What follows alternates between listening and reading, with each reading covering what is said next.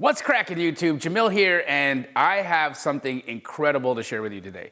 There is a strategy that I have been doing for the last year and a half that is, in my opinion, the holy grail of real estate strategies. Now, why I think it's so dope. You guys know me as the nation's #1 wholesaler. Well, one of the things about wholesaling that is difficult for people is the fact that it can be inconsistent, right? When you are wholesaling, you never really know where your next kill is gonna come from. And so it takes a long time to build some consistency up. And unless you're spending a ton of money on marketing or you have a big team like I do, creating consistency can be a real problem for wholesalers. And so that's why so many people have started wholesaling, they make some money and they run out of money and then they go back to their W-2s. Well, in this video, you're gonna learn the new holy grail strategy that my sister and I have been doing for the last year and a half. And in 5 short deals, 5 deals, you could get yourself to a consistent $10,000 a month in income. That's right, guys. 5 short deals, $10,000 a month in income. I'm sure that is piquing your interest, and so make sure you watch till the end because I'm gonna show you guys how you can participate in some of these deals with my sister and I.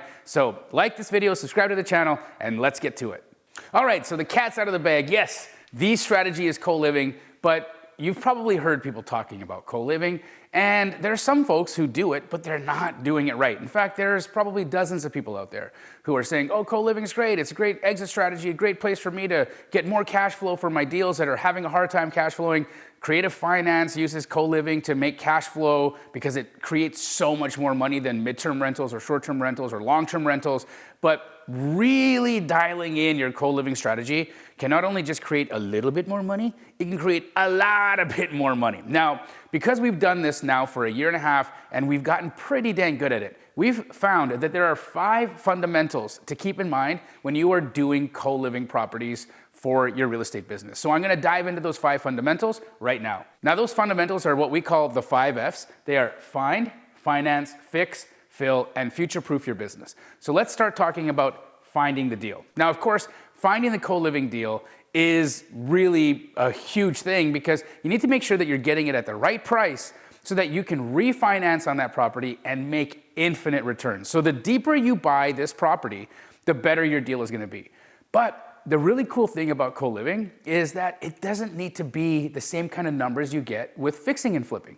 You're not trying to steal these houses. You don't need to get them at seriously low values. In fact, I have done a co-living deal where I purposely overpaid for a house by like $50,000. I paid 50 grand more than I should have paid for this house, and I wanted to see what would really happen once I worked out this framework. Well, paying the extra 50 grand didn't matter because once I did the deal, I was able to pull all of my cash out of that deal, including an extra $20,000, and I'm making infinite returns of $2,500 a month on that house. Sounds pretty dang good, right? So, number 1, finding the deal. So you can talk to wholesalers as a great resource to finding some good co-living deals, but wholesalers don't necessarily know the types of properties that you are looking for in co-living, right? Wholesalers are just gonna try to sell you any fix or flip, and they're really not gonna understand the fundamentals on where these properties need to be. What we found is these really do well in C and D class neighborhoods and anywhere that's close to workforce. Now, there's a ton more little features that we can get into if we had a ton of time, but really just paying attention to the fact that you need to be in working class neighborhoods, C and D class is great, and be close to workforce is really important because a lot of the people who are living in these co-living houses, they are taking public transportation and they're typically pretty much blue collar workers. So you wanna be as close to their place of business as possible, right? Makes sense. They wanna be able to hop onto a bus, hop onto a train and get to work and then get home in a pretty reasonable amount of time.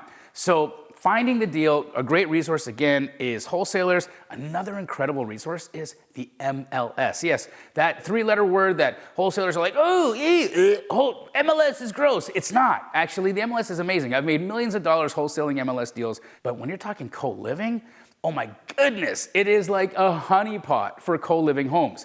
Because any of these stale listings that are just sitting there that are in C and D class neighborhoods that have specifics like close to transportation, close to workforce, these kinds of things, well, now you can really go in and negotiate. And even if the house is on a major road, that's not a problem, right? When you're finding a house for a fix and flip property, being on a major road is problematic because someone's gonna live there for, the next 10 years, and they're gonna raise a family there and have pets.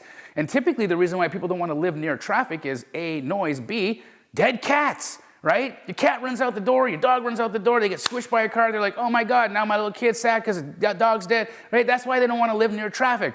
But when you're talking co-living, living near traffic is cool because there's a bus right outside. There's a bus stop right over there, and I can get to my bus stop much quicker. So there's little nuances that you can use and keep in the back of your pocket to help you go out and do more co-living deals. And so for me, wholesalers, MLS, and then of course, finding your own using some of my most favorite strategies like agent outreach or direct to seller. You can do that as well. I don't really like direct to seller, but you can go direct to seller and agent outreach. Great methods to find some awesome co-living deals. Now, the second F is financing these deals, right? You might be wondering, what kind of financing am I gonna try to do on these? Am I gonna go conventional financing? Am I gonna go hard money? Typically what we've found is when you're acquiring a co-living deal, you want to use hard money, right? For me, hard money lenders have been super great. You can get incredibly competitive rates out there right now because there's so much business to be done. And so for our acquisitions, we're using hard money lenders. Now, I have some great resources for you guys for hard money lenders that we will have as a part of our co-living community. So if you do decide you want to work with my sister and I a little bit closer, we can make some incredible introductions for you there. But again, hard money lending is going to be your number one way to finance these deals.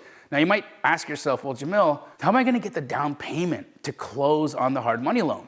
Well, again, you don't need to have any of your own money. See, the first co-living deals that we did, we raised the capital from private money partners. And I can teach you exactly how to do that because when you go to a private money partner and you show them infinite returns, and at the low end, 20, 25, 28%, I mean, these guys are gonna start salivating at the mouth. You just have to be able to show them the potential. And because these types of properties have occupancy rates of like 98, 99%, it's almost foolproof for that investor. So it's a great place for them to park their cash, get depreciation, appreciation, mortgage pay down, and cash flow, baby. So yes, financing these deals is really easy to do once you understand the fundamentals. Now, the next thing you wanna do is fix the property. But this isn't just regular fixing up. You wanna make these properties done in a way that's gonna entice people to stay in the homes. See, one of the biggest problems that people might think co-living have is high turnover. And if you're trying to put people into a house where it's like 5 bedrooms and 2 bathrooms or 4 bedrooms and 2 bathrooms, we got a bunch of people sharing a bath, those people living in those rooms are gonna be just racing to get the heck out of that house because nobody wants to sit on some warm toilet seat. You know why that toilet seat's warm, right? Because somebody was just shitting there. So of course, you wanna have a situation where everybody's got their own bathrooms. Now, not only is that important, but like climate control and how the kitchen is laid out. Now, one of the things that we've figured out is how to take some 3-bedroom, 2-bathroom houses with a garage and reformulate the floor plan to really make sense. So, if, again, you decide you want to work with my sister and I, part of what we do in our new co-living community is we will provide for you guys a customized floor plan. Like a real draftsman going to be making your floor plan dependent on your project house, which is pretty damn cool. You want to take time and you want to make sure that when you're fixing these houses, you're not just doing the bare minimum. You're not just trying to get some bodies in there so that you can start generating some money because turnover sucks. It really does, and it's costly, and it's wasteful of time and energy. If you really do this right, you can have people staying longer than you would in long-term rentals. I've got a co-living property right now where somebody moved in nearly 18 months ago, and if I ask them when they want to leave, they say never. Never. They don't want to go because it makes so much sense for them to stay there. It's incredibly economical for them to be there, and we've made that place so dang comfortable for that renter right now. They're just sitting happy. They're stacking money, and when they get into a better financial situation, they'll be able to move out to their like forever home. But a great transitional place for them, and if you make it super comfortable and you think ahead of what the needs of that person's gonna be, then you don't have to worry about high turnover rates in your co-living property. Number 4, filling the home. This can be really difficult if you don't know the right places to look. Now, of course, you can go to PadSplit, and I'm a huge fan of PadSplit. PadSplit has helped me on a number of my co-living properties. But but they cost money. And that might not be something that you want to do if you've got some extra time, right? You might want to fill these yourself. And so there's some incredible resources for you to go to find this type of housing. We've got relationships that, again, as a part of our community, we introduce you to, but just for you right now on YouTube, you can go to Zillow and they have a section that allows you to rent by the room. Yeah, Zillow now lets you do co-living on their platform. So you can rent by the room on Zillow. There's Roomster, there is Friendster. There are all of these platforms that are out there right now that are for roommates, that are for people who want to live in a co-living environment. And this shared housing isn't going anywhere. The reality is right now, these people are needing affordable housing. And affordable housing is the #1 problem in the United States. And so by solving this problem, you're not only gonna get long-term tenants, but you're gonna be providing affordable housing for these guys in the long run. All right, now we are to the last F, and that is future-proofing your business. Now, what do I mean by future-proofing your business? Well, you gotta get your money out of that house so you can take that cash and do it again. This strategy is so dope that if you had like 70 to 100 grand, or if you raised 70 to 100 grand, or if you had a partner who brought 70 to 100 grand to the table, you could keep flipping that 70 to 100,000 bucks every 6 months. Now again, remember, the average cash flow on one of the co-living homes that we do, the way that we do it right now, is $2,500 per month net. Net. That's after I pay the mortgage, after I pay the utilities, after I pay the cable and internet, after I pay the property manager, after I pay everybody. I'm putting $2,500 a month in my jeans. Now, here's what's cool. If you're watching this right now, ask yourself, what do you need to make per month consistently to survive? Does that answer $10,000? Well, how many of that would you need then? A handful? 5 homes? Right? Is that answer 20,000 bucks because you're a baller? Well, then that's 2 handfuls, 10 houses.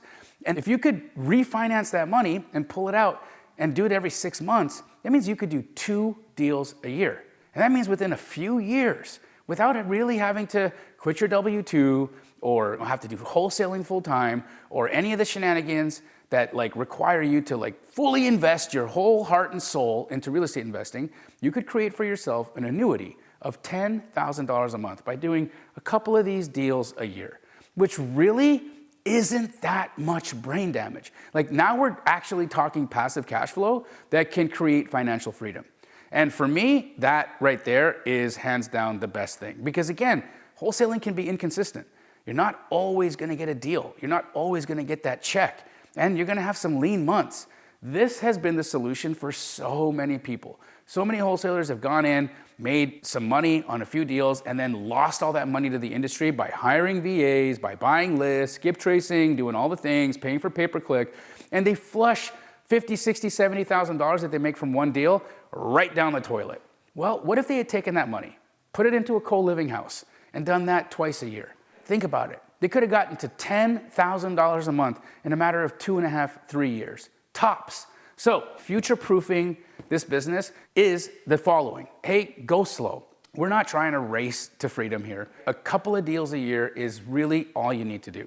The next piece is making sure that you got a lender that is looking at this from a cash flow perspective. Now, as part of our Housing Alchemy community, that's the name, as part of our Housing Alchemy community, my sister and I are gonna be introducing you to lenders that will do not only sales approaches on the appraisals when they're giving you the final refinanced value, but they'll also do it on income, which is pretty dang cool, right? So again, future-proofing this business and future-proofing your life to make sure that you can stay a real estate investor making passive cash flow of $2,500 a month on 5 houses will give you that financial freedom that you've been looking for. Now, I did promise that I was gonna tell you how you could work with Rahima and I to get your hands on these types of deals and make an incredible return in just a little bit of effort. So in the description, there is going to be a link, and you can click that link and you can talk to my team.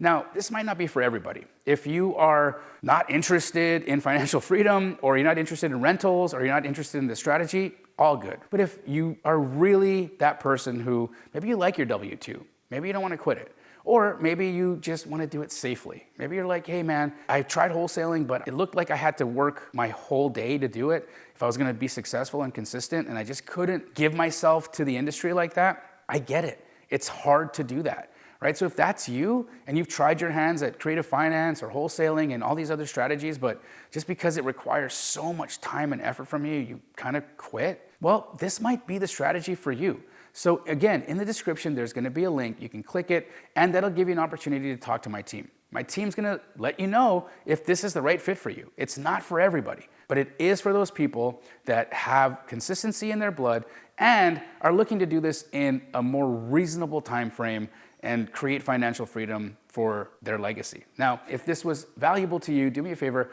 like this video, subscribe to the channel, and send this to a friend who you want to see get financial freedom, and I will see you guys in the next video. Later.